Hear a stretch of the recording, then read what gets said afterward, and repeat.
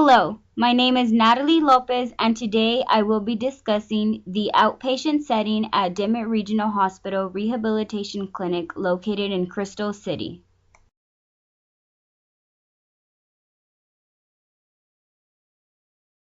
The clinic provides outpatient care, which is different between inpatient care. Inpatient care is when a patient receives physical therapy while admitted into a hospital. Outpatient care is when a patient goes to get therapy in a clinic while having a set schedule.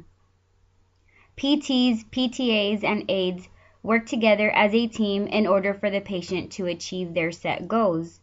A home exercise program is planned in which the physical therapist and the physical therapist assistant educate the patient and family about the impairments to help maintain an active lifestyle by continuing the exercises at home and showing proper transfers to avoid falls.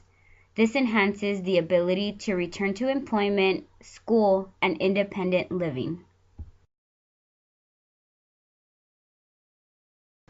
In this setting, patients range from pediatrics to geriatrics.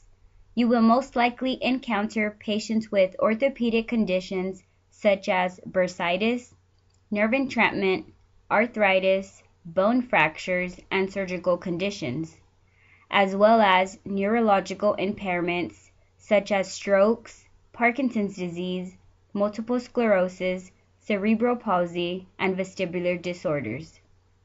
Gabby stated in the interview that one must be prepared to encounter many types of injuries or diagnoses in various age groups.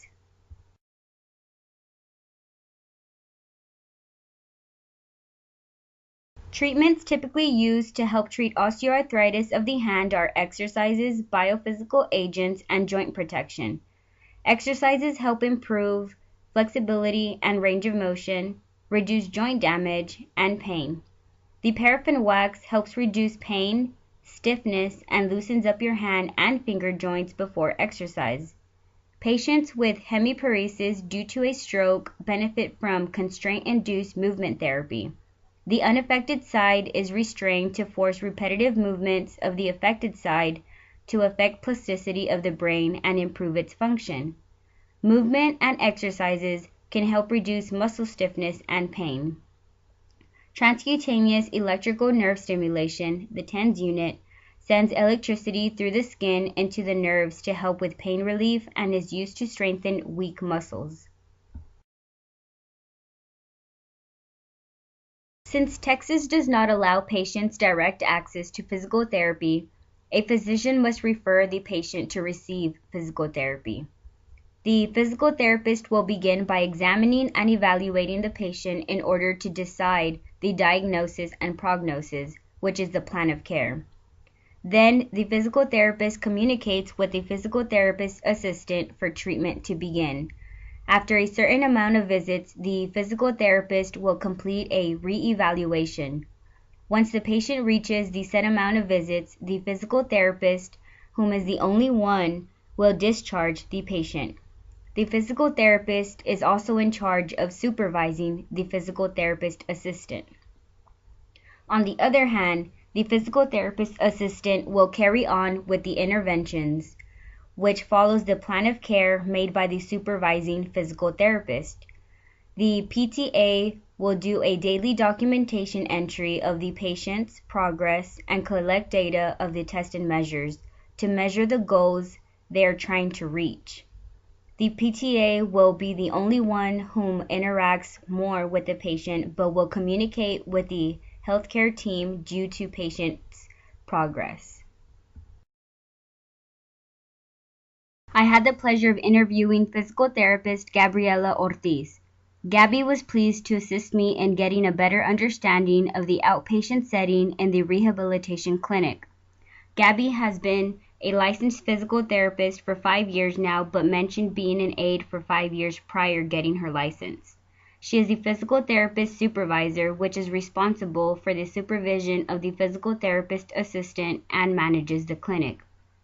She chose an outpatient setting due to working with different ages and diagnoses. Her daily duties include patient evaluations, treatments, documentation, patient scheduling, entering treatment charges, answering the office phone, and supervising the staff.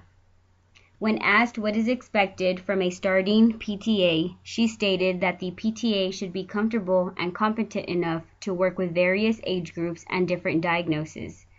Communication is important because it can affect the quality of patient care.